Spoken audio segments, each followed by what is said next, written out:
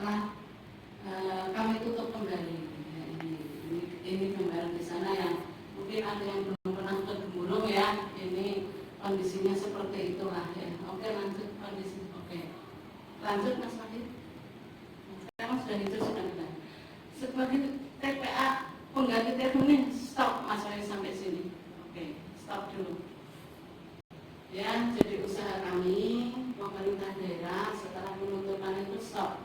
Kami mempunyai tanah di Semen Bugel inilah ada garis merah dan garis biru. Kalau ada garis merah dan garis biru. Kita ke surveinya dulu Mas Wahid. Lanjut dulu ya, nanti kita ada garis merah dan garis biru. Setelah kami melakukan 8 survei oleh Kementerian SDM, ini Kementerian SDM sudah sampai ke Semen Bugel, kemudian ada dari ini dari Kementerian SDM, kemudian ini dari Kementerian PUPR, ya ini dari konsultan loan juga dari dana hibah Denmark juga sudah meninjau lokasi, ya. Kemudian ini setelah yuk kembali ke jalur hijau lagi tadi ke peta Mas, ke yang peta tadi, biar rencana kita gimana. Nah, stop Mas Wahid. Nah, ini Pak Lukito, kami sampaikan kita sudah punya rencana di sini. Ini setelah disurvei oleh Kementerian SDM, kenapa Kementerian SDM ikut di dalam infrastruktur? Karena rencana kami adalah dalam RDR, listrik menjadi energi. Anggaran yang diperoleh adalah sekitar 150 miliar. Pak Lukito di situ kami sudah berusaha, dan ini tahun 2002 ini di bulan Oktober kemarin kami sudah paparan kembali dengan beberapa kementerian di seluruh Indonesia. Terakhir masuk long list itu ada 40 kabupaten kota, itu adalah di readiness kriteria ya, penilaiannya dari readiness kriteria. Ada beberapa readiness kriteria, ada banyak sekali readiness kriterianya yang di sana. Kemudian dari long list tersebut kita masuk short list. Nah, ini di kementerian sudah masuk 10 besar ya, ini detik ini sudah berita terakhir yang kemudian masuk 10 besar Pak. Kita ini antara Semen Bugel dan Bandengan ya.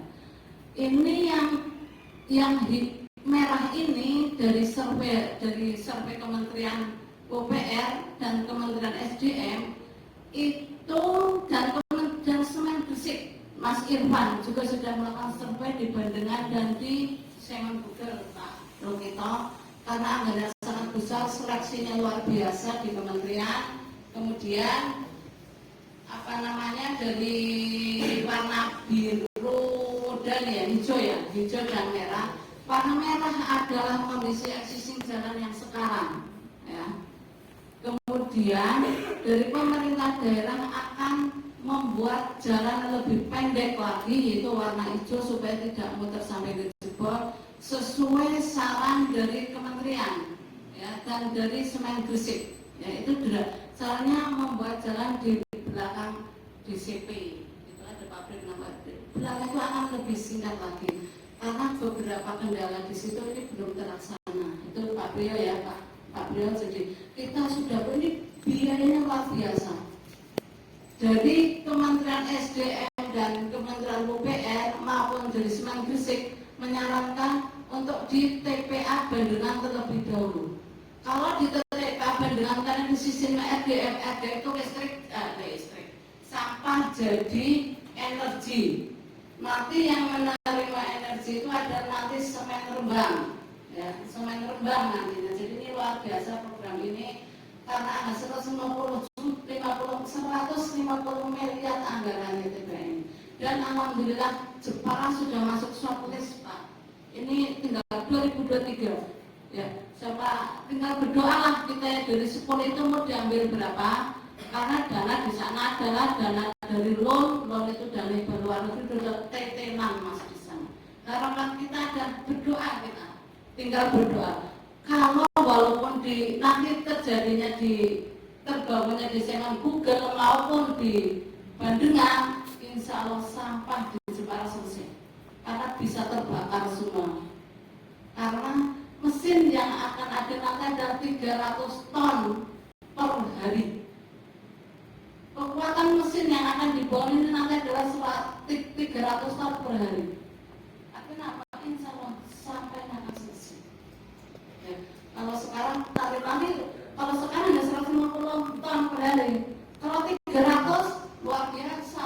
Nanti dan terkapa dari sana semua untuk memenuhi 300 ton per hari.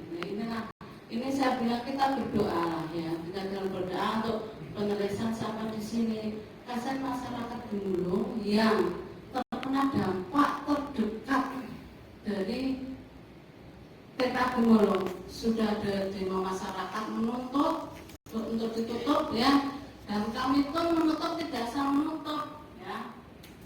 Jadi kami menutup itu dasarnya satu tadi udah masyarakat ada Muria ini sampai 2014, kemudian membuat kajian, kemudian ada apa namanya undang-undang berdasarkan undang-undang nomor 8 undang-undang tahun 2018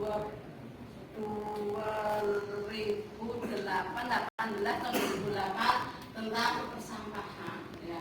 Di situ ada Pak Rukito, di mana pemerintah daerah yang melaksanakan TPA pendamping bisa dipidanakan. Nah, yang Gemulung itu adalah open dumping ya. Kami sampaikan kenapa open dumping? Di situ tidak ada pengelolaan lingkungannya, yaitu tidak ada IPAL-nya, makanya di situ namanya open dumping.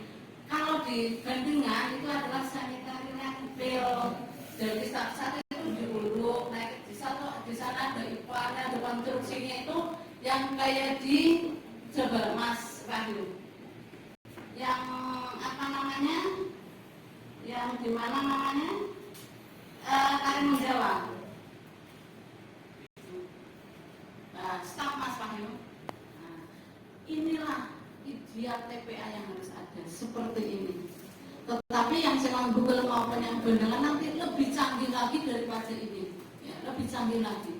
Karena sudah menjadi energi. Kalau ini kan di sampah ditaruh di landfill seperti di Bandengan. Nanti Bandengan pun itu akan habis. Ya, kalau RBM-nya itu jadi di Bandengan pun itu nanti sampah akan habis. Dan di Gemulung pun akan habis. Oke, matur nuwun. Terima kasih Mbak Meripen.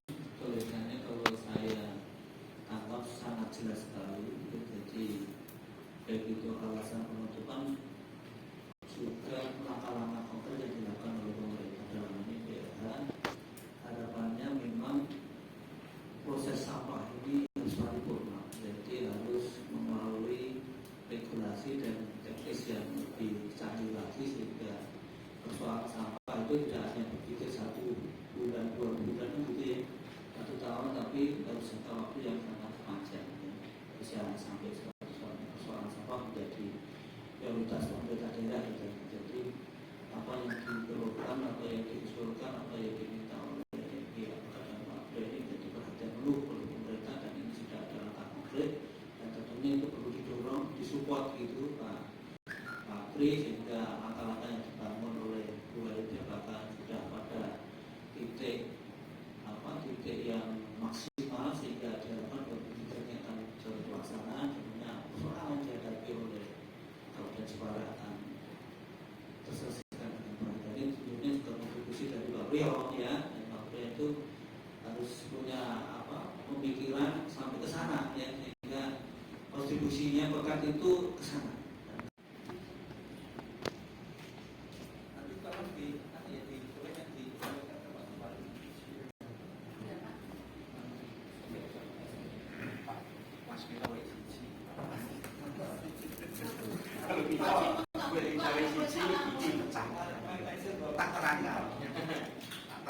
Itu tadi kan ini, itu tadi kan versinya begitu bagus untuk ke depan.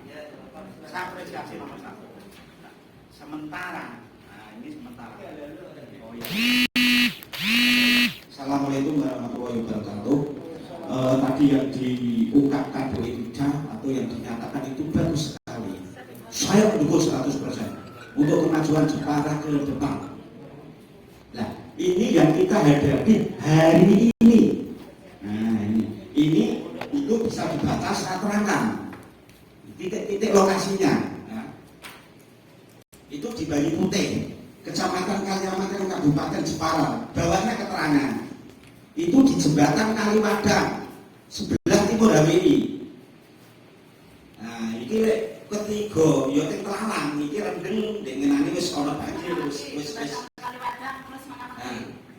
karena hujan berarti ya wis rada ana sing pekalong itu Kaliwadang. Nah dosen boleh dilihat.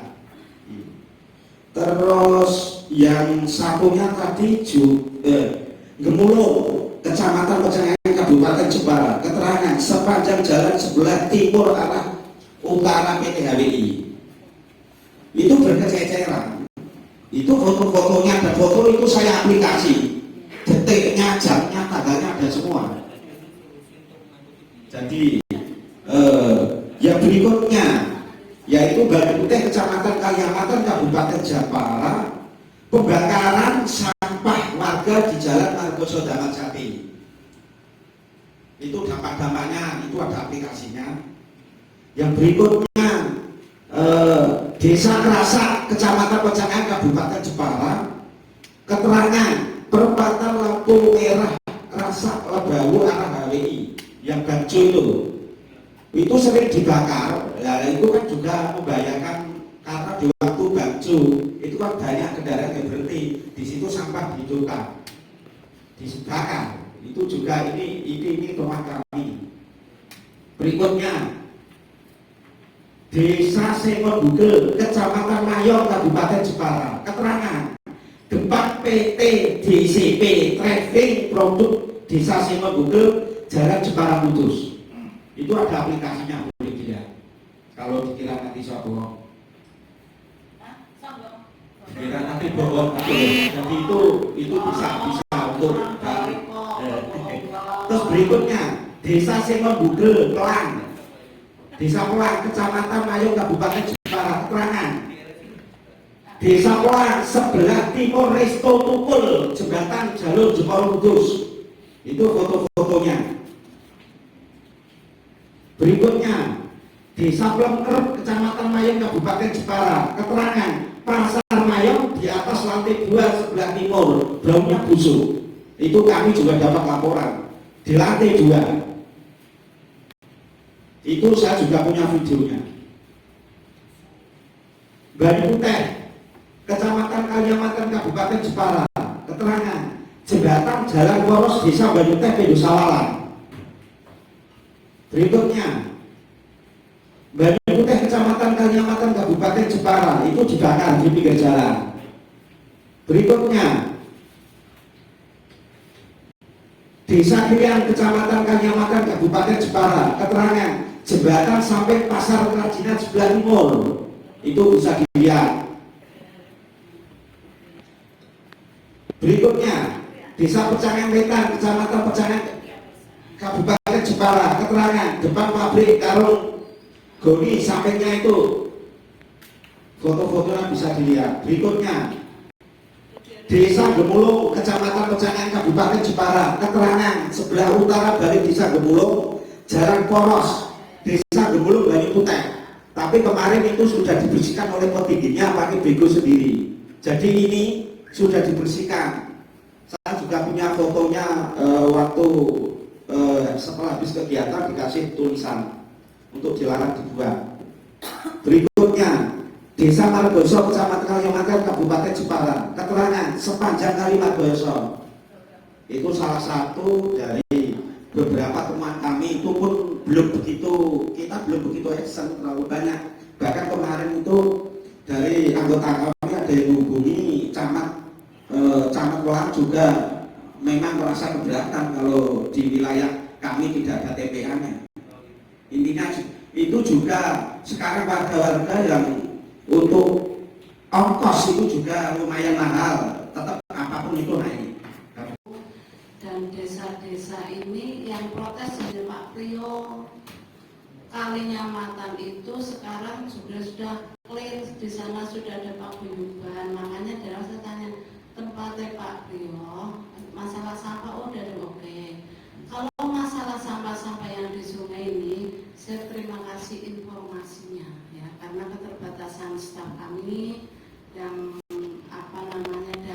sarpras yang ada. Ya. Kalau jenengan melihat teman-teman saya mengangkut sampah, terutama tadi Pasar Mayong misalnya, di sana satu hari itu 2 dan. Jenengan bisa membayangkan teman jenengan yang namanya Fakun, itu teman jenengan. Itu ngangkut sampah apalagi musim hujan pasti bau, karena itu ada gas metannya, ya, pasti bau. Sampah-sampah itu kan sampah dari semuanya. Ya. Kemudian jenengan coba, Pak Yuk punya video orang yang lagi mengangkat sampah dari bawah ke truk pada waktu hujan, air itu mengalir semua, itu air lindi loh Bapak Ibu yang perlu jenengan mungkin tidak pernah lihat. Saya itu kadang menangis melihat mereka. Mereka tidak bisa saya paksakan sehari ngambil sampai 3 dam, tidak mungkin. Faktor kemanusiaan. Mereka dibayar 8 jam dari jam 5 sampai jam 1. Mereka bekerja masih sare toh, karena harus bekerja, harus mengetahui mobil, semua kantor dan amrol, mengambil sampah-sampah yang ada. Sarapannya di jalan loh. Ada video tuh sarapan dengan angkut sampah, ada Pak. Itu lagi waktu itu di Welahan ya, ada. Kalau ada laporan dari masyarakat sampah di mana, insya Allah langsung kami ambil. Ya. Ini di luar kementerian saya. Ya, ini saya terima kasih infonya. Insya Allah mulai besok ini yang sampah-sampah liar ini akan kami bersihkan. Ya. Mulai besok akan kami bersihkan.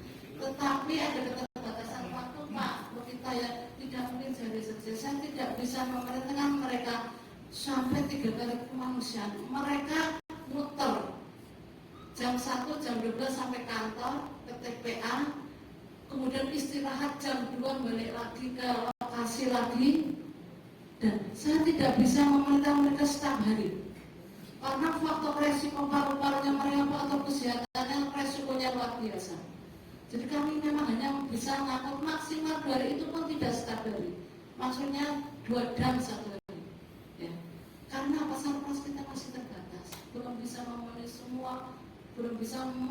semua pelayanan kecamatan, belum bisa dilakukan kita. Ini sedang kami usahakan di Jakarta. Ya. Itu Pak kita, Maturnuwun. Saya rasa cukup jelas. Nanti keluhan kita segera diselesaikan oleh Bu Elida. Memang ada keterbatasan yang barangkali sudah menjadi PR-nya Bu Elida supaya keluhan-keluhan masyarakat tidak hanya kita bisa diselesaikan. Terima kasih Pak Rio. Dan Sebentar. ya, 5 menit. Saya minta waktu 5 menit dalam waktu yang singkat-singkatnya saya selesaikan. Tadi gini, yang dipermasalahan itu bukan pekat atau saya sebagai Pak Priyo atau sebagai orang baik kota. Yang tadi saya bicarakan adalah umum. Contohnya saja, seperti di Mulung kasih surat ke bupati, itu salah satu. Jadi ini umum. Dan saya minta tolong sampaikan sama Pak Bupati, Bapak PJ. Saya minta pertanggungjawaban dia bekerja di sini. Dari pertama dia instruksikan semua kecamatan, semua dinas bersih yang bersih. Nyatanya itu hanya berapa hari. Saya minta pertanggungjawaban Pak PJ. Jadi saya tidak meminta pertanggungjawaban dinas-dinas, tapi mau minta pertanggungjawaban PJ. Bekerjanya bagaimana? Wilayah sana harus secepat mungkin diselesaikan, biar tidak ada suatu permasalahan. Dan gitu intinya. Jadi dari statementnya Bu Elida saya bagus, itu terima kasih, itu bagus sekali. Tapi yang penting dalam waktu-waktu dekat ini sudah berapa tahun? Sudah 2 tahun. Itu dibuka terus kan tidak ada masalah. Kenapa kok tidak itu? Dibuka, dipindah. Terus nanti kalau ada di TPA lain monggo, tidak ada masalah. Kita tidak terus kita mengendaki TPA itu ditutup maupun dibuka. Yang penting orang di sana ini. Terima kasih. Ya Pak, jadi nanti akan ditindaklanjuti oleh Bu Elida, dan saya nanti juga bersedia atas apa yang disampaikan oleh Pak Rio atas nama masyarakat ya. Dan juga yang jawaban dari Bu Elida kita sediakan. Itu dia Mas. Nanti kurang juga. Terima kasih ya atas ramahnya. Mudah-mudahan apa yang kita lakukan